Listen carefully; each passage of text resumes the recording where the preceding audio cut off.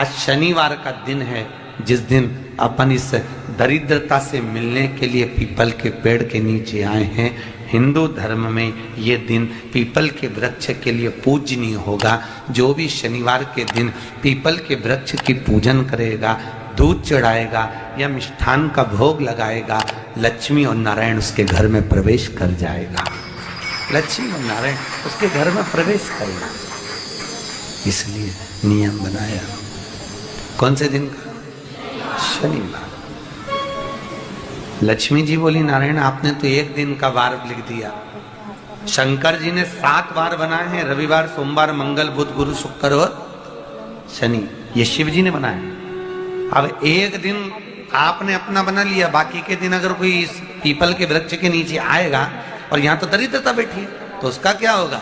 भगवान नारायण बोले, सुन दरिद्रता, तेरे से एक विनती है, अगर कोई भी मनुष्य इस पीपल के पेड़ के नीचे अगर 7 दिन में आता है और उसके हाथ में अगर कोई सामग्री होती है तो तू उसके घर में प्रवेश नहीं करेगी। नियम में पीपल के वृक्ष का या तो पानी का लोटा लेकर जाओ, कुंकू का चोपड़ा लेकर जाओ, शक्कर लेकर जाओ, या पेड़ के नीचे चींटी को डालने के लिए आटा ले जाओ, पर खाली हाथ पीपल के वृक्ष के नीचे कभी मत जाओ, कभी नहीं जाओ। खाली हाथ जाओगे तो दरिद्रता तुम्हारे घर में प्रवेश करेगी। दरिद्रता उठकर खड़ी होकर बोली, नारायण तुमने अपनी मनमानी करी है, एक दिन मुझे भी मेरा चाहिए। भगवान ने कहा, बोल कौन सा दिन चाहिए? दरिद्रता कहती है, रविवार के दिन इस पीपल के वृक्ष के नीचे मैं दिन भर नृत्य करूं, इसमें रहूं, और जो यहाँ आए रविवार को मैं उसके घर में प्रवेश करूं। भगवान ने कहा, ठीक है दरिद्रता, रविवार का दिन एक ऐसा दिन रहेगा जिस दिन तू इस पीपल के वृक्ष के नीचे नृत्य करेगी, और जो आएगा इस पीपल के वृक्ष के नीचे तो उसके साथ प्रवेश करेगी। मैंने तुझे वर दिया। इसलिए हमारे यहाँ केवल पीपल का वृक्ष अगर दीवार में भी लग जाता है ना, किसी की फैक्ट्री की दीवार में, किसी के घर की दीवार में पीपल का वृक्ष अगर लग जाता है, पीपल का पौधा लग जाता है, उसको कितना भी तोड़ लो वो वापिस लग जाएगा। फिर तोड़ोगे फिर लग जाएगा। अगर पीपल के पौधे को तोड़ना है तो केवल रविवार का दिन एक नींबू, एक मिर्ची और बमूल का कांटा, ये 3 चीजें रखने के बाद में आधे घंटे बाद रविवार के दिन पीपल के पेड़ को उखाड़ कर फेंक दो। दूसरी बार कभी पीपल दीवार में लगता ही नहीं, कभी नहीं लगता। केवल एक रविवार का, केवल एक संडे, इतवार का। घर में दीवारों पर अगर पीपल लग भी गया है, इसलिए पीपल के वृक्ष को उखाड़ने का, अगर घर में पीपल लगा हुआ है या पीपल का पौधा हमारे घर में लग गया, उसको उतारना, निकालना, लगाना, तो पीपल के वृक्ष को अगर निकाला जाता है तो रविवार के दिन, और अगर पीपल के वृक्ष को कहीं लगाया जाता है तो सोमवार के दिन या मंगलवार के दिन, बुधवार के दिन, इन दिनों में लगा सकते पीपल के वृक्ष कहीं लगाना। शनिवार का दिन एक ऐसा दिन होता है जिस दिन पीपल के वृक्ष को कहीं जाकर लगाया नहीं जाता, क्योंकि शनिवार के दिन पीपल के वृक्ष के नीचे लक्ष्मी रहती है। हम अपने हाथों से अगर पीपल का वृक्ष किसी दूसरी जगह पर शनिवार को रोपित करते हैं तो हमारे घर की लक्ष्मी अपने घर से छिन्न होकर चली जाती है। इसलिए शनिवार के दिन पीपल लगाया नहीं जाता, किसी के घर जाकर उसको वापस पलटा नहीं जाता। लग गया उसको डाल। प्रभु मेरी धर्म पत्नी को कहाँ रखूं आप बताओ? वो तो जहाँ यज्ञ होता है, अनुष्ठान होता है, दान होता है, पुण्य होता है, सत्कर्म होता है, वहां जाने को तैयार नहीं। अब करूं क्या? भगवान ने बोला एक काम करो। दुर्वासा जी बोले, जिसके यहाँ रात्रि में बर्तन झूठे पड़े रहते हो उसके घर में इस दरिद्रता को लेकर तुम प्रवेश कर जाना। जिसके यहाँ रात्रि में बर्तन झूठे पड़े हो वहां लेकर प्रवेश कर जाओ। दूसरी जगह दुर्वासा जी बोले, जो स्त्री घर में दोपहर के समय पर सो रही हो उसके घर में इसको लेकर प्रवेश कर जाएगी। जो स्त्री दोपहर के समय में घर पर सो रही हो इस दरिद्रता को लेकर प्रवेश कर जाइए। तीसरा, जिसके यहाँ पर दरवाजे पर कांटे वाले पौधे लगे हों उस घर में इस दरिद्रता को लेकर प्रवेश कर जाइए। दरिद्रता, कितनी सुंदर बात कही है। दाता और विधाता, कौन कौन? दाता और विधाता, लक्ष्मी और दरिद्रता के सगे भाई हैं। कौन कौन? दाता और विधाता। दाता को फिटकरी प्रिय है, विधाता को नमक प्रिय है। ये दोनों हमेशा लक्ष्मी को और दरिद्रता को दोनों को समझाते थे, दोनों में प्रेम बढ़ाते थे। आज भी हिंदू धर्म की रीति है, यहां तो ठीक है, जिसके यहां पर भी अगर थोड़ी सी भी परेशानी होती है, थोड़ा सा क्लेश होता है, अशांति होती है, लक्ष्मी नहीं टिक रही हो, काम नहीं बन रहे हो, बहुत प्रयास करा जा रहा हो और हमारा कार्य नहीं होता, तो क्या करते हैं? फिटकरी और नमक को पानी में डाल देते हैं और घर में पोछा लगा देते हैं। आप लोगों ने आजकल फेसबुक पे भी पढ़ा होगा, व्हाट्सएप पे भी पढ़ा होगा। तो क्यों लिखा उसमें? उसका कारण ही केवल होता है कि दाता और विधाता की प्रियता उसमें। माता ख्याति के जो 4 बच्चे हुए, इसमें जो 2 लड़के हैं, दाता और विधाता, उसकी प्रियता उसमें, उसकी पूर्णता उसमें। अब दुर्वासा जी बोले अपनी धर्म पत्नी को वहां लेकर, जहां कांटेदार पौधे लगे हों वहां पर लेकर प्रवेश कर जाइए। कांटेदार पौधों में उस दरिद्रता का निवास हो गया। कितना विचित्र कथा यहां वर्णन करी है।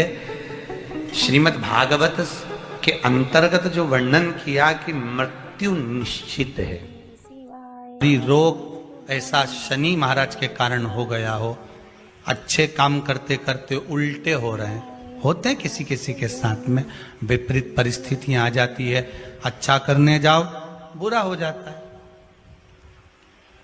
अच्छा कर्म करने जाओ बुरा हो जाता है। तो पीपल के वृक्ष की जो छाल होती है, छाल देखिए, पीपल के वृक्ष में जो छाल लगी होती है, उस छाल को घिसकर चंदन बनाकर भगवान शंकर का स्नान कराकर, अभिषेक कराकर, पूजन कराने के बाद में पिपलेश्वर महादेव का नाम लेकर, कौन से महादेव? पिपलेश्वर महादेव का नाम लेकर वो जो घिसी हुई छाल होती है, उस छाल का तिलक भगवान शंकर को लगा लो और उसी का थोड़ा सा भाग अपने कंठ पर, मस्तक पर लगाना प्रारंभ कर दो। धीरे धीरे जो विपरीत दशा है वो सुधरना प्रारंभ हो जाती है। पर नाम याद रखना, पिपलेश्वर। काशी में जो शिव जी की स्थापना कौन ने करी? काशी में जो शंकर भगवान बैठे उनकी स्थापना करी थी शनि महाराज ने। किसने करी थी? शनि महाराज ने, क्योंकि भगवान शनि महाराज को उनकी माता के द्वारा श्रापित हो गए और शनि महाराज कांपने लगे। शनि महाराज कांपते कांपते, मैं जाऊं तो जाऊं कहां, करूं तो करूं क्या? महाराज शनि महाराज दौड़े और दौड़कर भगवान भोलेनाथ के पास पहुंचे। हे शंकर, त्रिकालदर्शी, कैलाशी, अविनाशी, कृपा करिए बाबा भोलेनाथ, कृपा करो, क्योंकि दुनिया में 33 करोड़ देवी देवता हैं जिनको शनि लग सकता है, केवल एक, किसको छोड़कर? शिव को छोड़कर। राम जी को शनि लगा तो 14 वर्ष वनवास चले गए, कृष्ण को शनि लगा तो मथुरा छोड़कर द्वारका चले गए। शनि लगा, हनुमान जी को शनि लगा तो गुफा में बैठकर राम राम जपना पड़ा। शनि सबको लगता है, केवल शनि नहीं लगता तो एक मेरे महादेव को, मेरे भोले बाबा को नहीं लगता।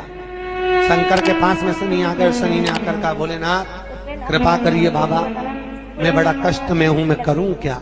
बाबा भोलेनाथ ने कहा, जा गंगा जी के तट पर काशी में जाकर एक शिवलिंग की स्थापना कर, उसकी आराधना कर और तेरा शरीर ठीक हो जाएगा, कष्ट नहीं भोगेगा। शनि महाराज ने काशी में जाकर शिव जी की स्थापना करी। आज भी नियम है, जिसको शनि लग जाता है एक काजल की डिब्बी ले लो और काजल की डिब्बी को 21 बार उतार कर उसको एकांत में जाकर, जंगल आदि में एकांत में किसी पेड़ के नीचे इतना सा खड्डा खोद कर उसमें काजल की डिब्बी को डाल दो और मिट्टी से पूर दो, उस व्यक्ति का शनि समाप्त हो जाता है। काशी विश्वनाथ का नाम लेकर काजल की डिब्बी को 21 बार उतार कर अगर काशी विश्वनाथ का नाम लेकर शनि वाले व्यक्ति को अगर पेड़ के नीचे दबा दे, शनि समाप्त, शनि उसको परेशान नहीं कर सकता। काशी कितनी मूलता, उस क्रम को देखिए। भगवान शंकर पर विश्वास रखकर एक एक पल, एक एक घड़ी, एक एक समय, एक एक नक्षत्र का शिव महापुराण में वर्णन है। यहां तक शास्त्र कहता है कि पीपल के वृक्ष की जब भगवान शिव रचना करे, पीपल के वृक्ष की जब रचना करी गई तो उस पीपल के वृक्ष में भी कौन सा समय किसका है ये शिव महापुराण वर्णन करती है। सुबह 4 बजे से लेकर 7:30 बजे तक पीपल के वृक्ष में ब्रह्मा जी का वासा होता है। 7:30 बजे से लेकर 10:30 पौने 11 बजे तक पीपल के वृक्ष में भगवान विष्णु का वासा होता है। 10:30 बजे से लेकर पीपल के वृक्ष में 11:30 बजे तक पितरों का वासा होता है।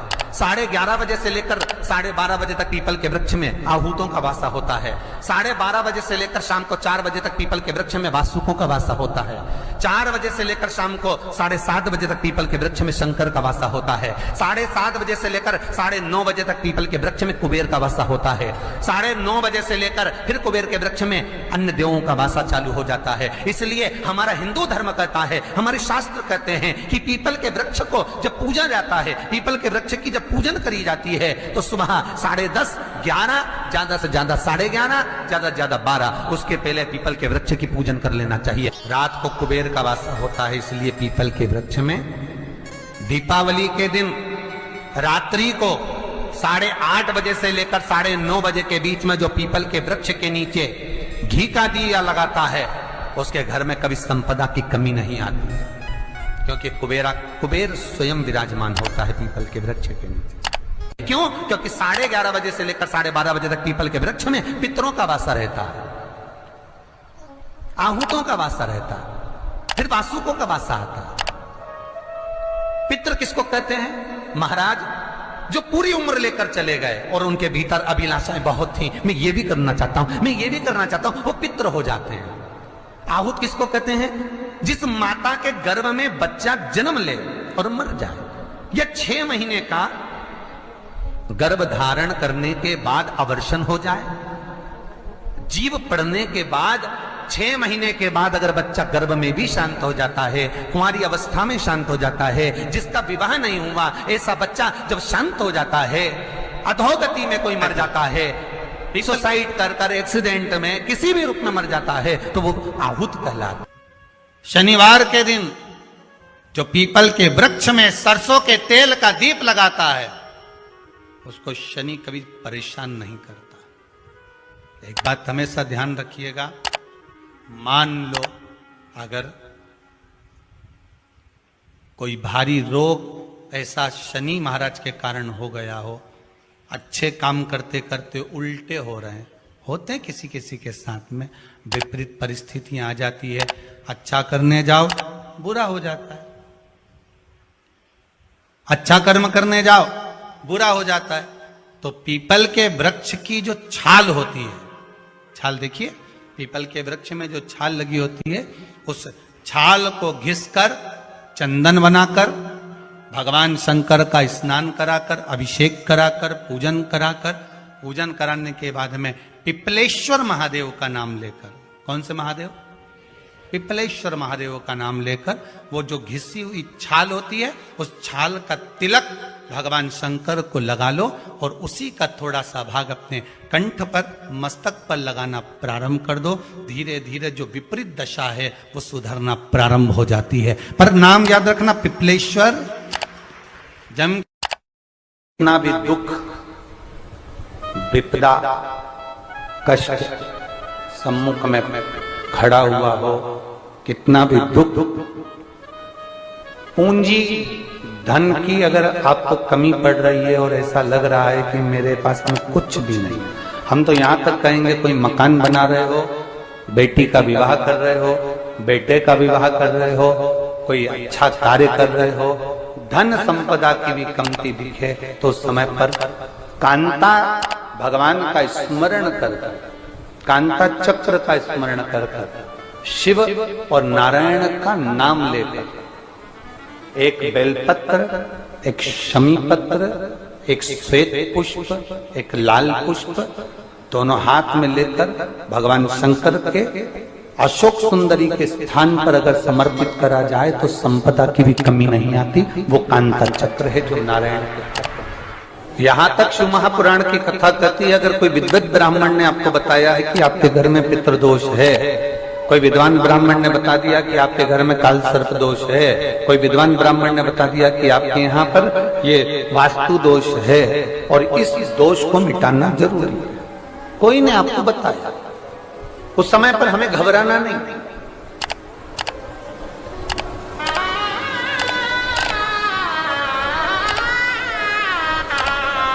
उस समय में घबराने का क्रम नहीं है।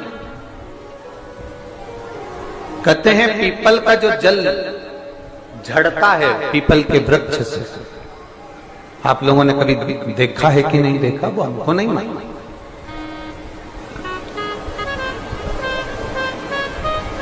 कितना भी अगर कोई वास्तु दोष बता दिया, पितृ दोष बता दिया, काल सर्प दोष बता दिया, कितना भी अगर कोई दोष बता दे, तो पीपल का जो जल वृक्ष में से झड़ता है, कभी कभी आप उसके नीचे हाथ रखकर देखना, थाली रखकर देखना, उसमें पत्थर पर देखना, तो वहां पर भी पानी के निशान आपको मिलेंगे, बूंद के निशान मिलेंगे।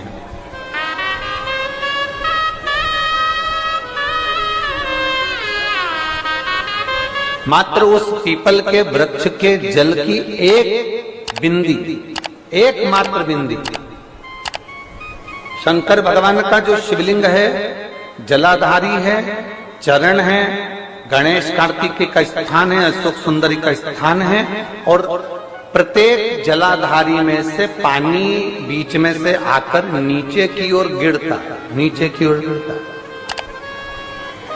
आप लोगों के स्मरण में हमने पहले भी बताया कि राइट में किसका स्थान है, गणेश जी का, लेफ्ट में कार्तिकेय, बीच में अशोक सुंदरी। ये क्या है, पार्वती जी का हस्त कमल शिवलिंग, और ऊपर से जो जल एक एक बूंद शंकर जी के शिवलिंग पर गिर रहा है, वो शंकर जी की 5 लड़कियां जया, विषहरा, शामलीवारी, दौतली और देव, शंकर जी की 5 लड़कियों एक एक बूंद पानी शिव जी पर गिरा। जहां जल नीचे गिरता है उस स्थान से जहां तक जल बहकर जा रहा है उस स्थान तक 33 कोटि देवताओं का स्थान, 33 कोटि देवताओं का स्थान। अब जहां पानी आया, जहां नीचे गिरा, उसके बीच में जो स्थान होता है, आप लोगों ने देखा है कि नहीं देखा? जिनने देखा है जरा हाथ उठाओ। ये पानी जैसे यहां तक आया और यहां के बाद नीचे गिरेगा, तब वो नाली के माध्यम से बाहर जाएगा। तो जितनी दूर यहां से वो नीचे की ओर जो गिर रहा है, यहां से वो नीचे की ओर जो पानी जा रहा है, ये जो स्थान होता है, ये हमारे 3 दोषों को निवारण तुरंत कर देता है। एक हमारा पितृदोष, एक हमारा काल सर्प दोष और एक हमारा वास्तु दोष का निवारण ये तुरंत करता है। और ये तो हमने केवल आपको शिव महापुराण के माध्यम से बताया कि ये 3 दोष का निवारण कर देता है, पर यदि कभी आप ध्यान से लिंग पुराण को पढ़ेंगे, आप यदि लिंग पुराण को पढ़ेंगे और गीता प्रेस गोरखपुर की लिंग पुराण को लाकर यदि आप पढ़ते हैं, या गीता प्रेस गोरखपुर की शिव अंक को भी आप अगर पढ़ेंगे, उसका नंबर हमारे स्मरण में नहीं आ रहा है, शिव अंक को भी अगर आप पढ़ेंगे तो उसमें भी आपको वर्णन मिलेगा कि हम तो केवल 3 दोष का बता रहे हैं, पर हमारे शास्त्र तो यहाँ पर और भी दोषों का वर्णन कर रहे हैं। जैसे किसी ने बता दिया आपको शनि का दोष है, किसी ने बता दिया मंगल का दोष है, किसी ने बता दिया आपको केतु का दोष है, किसी ने बता दिया आपको राहु का दोष है, किसी ने आपको कह दिया कि बृहस्पति का दोष है, किसी ने कह दिया आपको ये वाला दोष है। दुनिया के जितने दोष पीपल के वृक्ष के झड़ता हुआ जल। नमस्तुभ्यम दोस्तों।